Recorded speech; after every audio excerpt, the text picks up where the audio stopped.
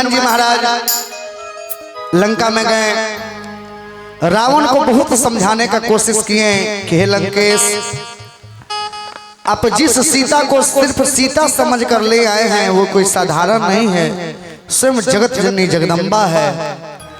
आप जिस राम से बैर कर रहे हैं वो राम कोई साधारण मानव नहीं है, वो आपको भी पता है। क्योंकि जब आपके दो भाई खरदूषण का वध हुआ तो खरदूषण बड़ी बलवंता, मार न सके बिनु भगवंता। आपको भी पता है कि भगवान के अलावा कोई उसे मार नहीं सकता था। हनुमान जी समझावत रहे रावण के कैसे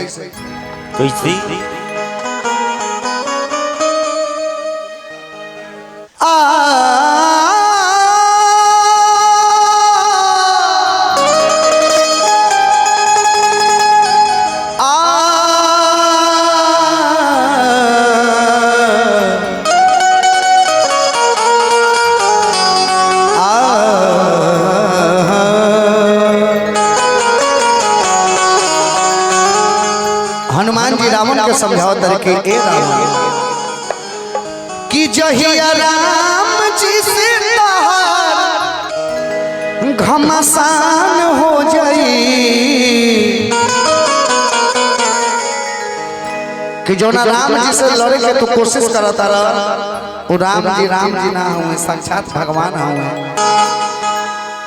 कि जहिया राम जी से प्यार अरे घमासान हो जाई,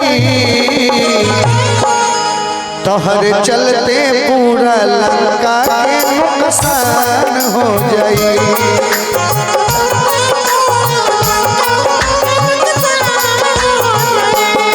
तोहर चलते पूरा लंका के नुकसान हो जाई।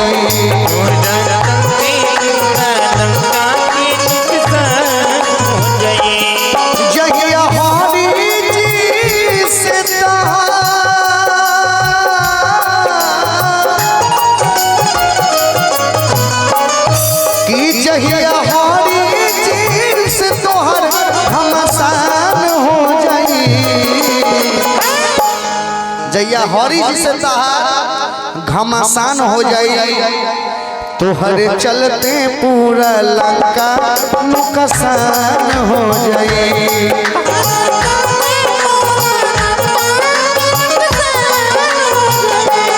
तोहरे चलते पूरा लंका के नुकसान हो जाई।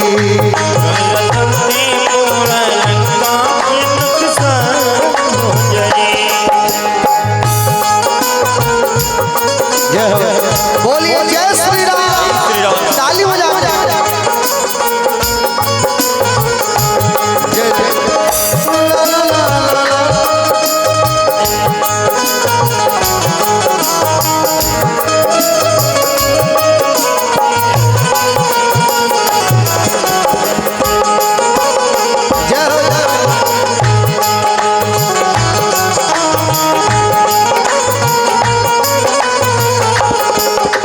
चलते पूरा लंका नुकसान हो जाए, चलते पूरा लंका नुकसान हो जाए। हनुमान जी महाराज रावण को समझावत रहे कैसे कि आप अपने आप को वीर बोलते हैं कि हम वीर हैं, तीनों त्रिलोक के विजेता हैं, लेकिन औरत का चोरी करना ये वीर का काम नहीं है, ये कायर का काम है। कैसे ब्रह्मा जी का लिखले रहले तोहर तकदीर के, औरत के चोरी कोई काम नहीं है वीर के।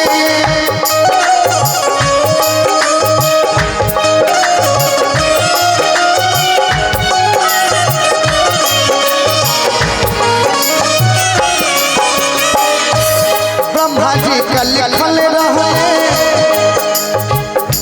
तहर तकदीर के, औरत के चोरी कोई काई वीर के।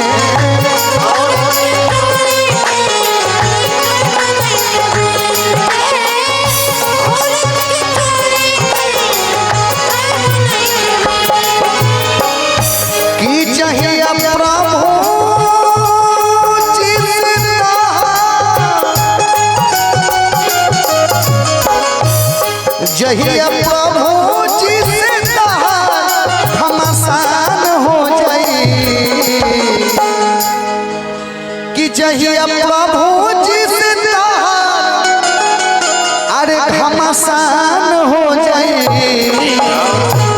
ताहर सोना के लंका रही ना शमशान हो जाई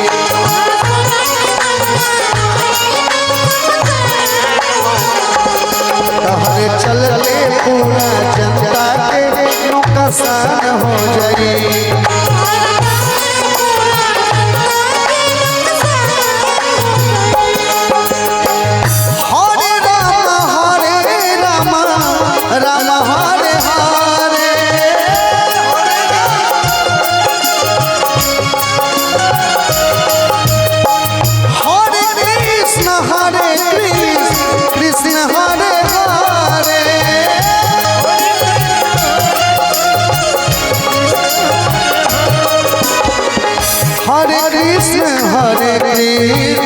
कृष्ण हरे हरे हरे राम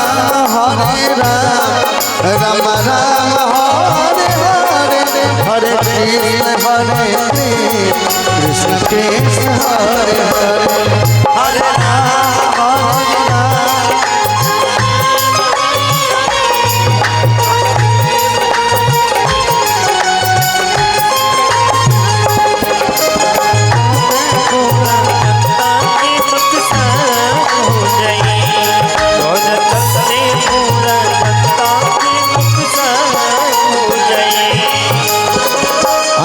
समझावता के राम अभियो कुछ बिगड़ल नहीं थे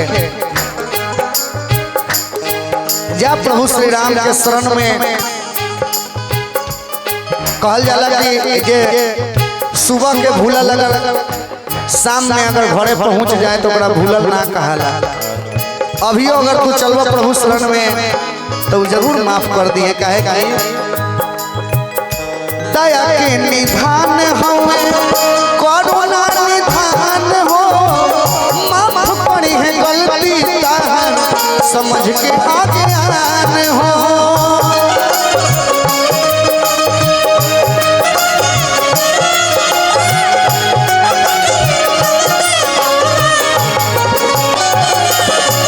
दया के निधान हवे करुणा निधान हो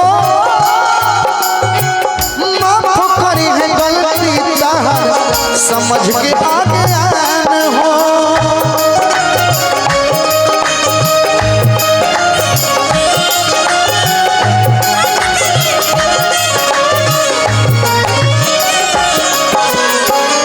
दया निधान हो कि जहिया राम जी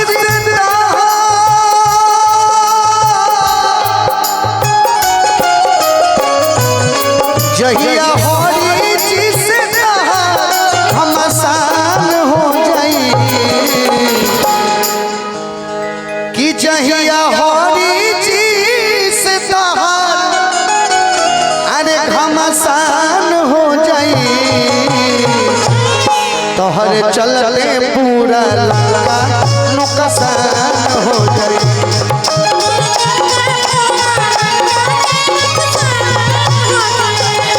तोहरे चलते पूरा जनता नुकसान हो जाई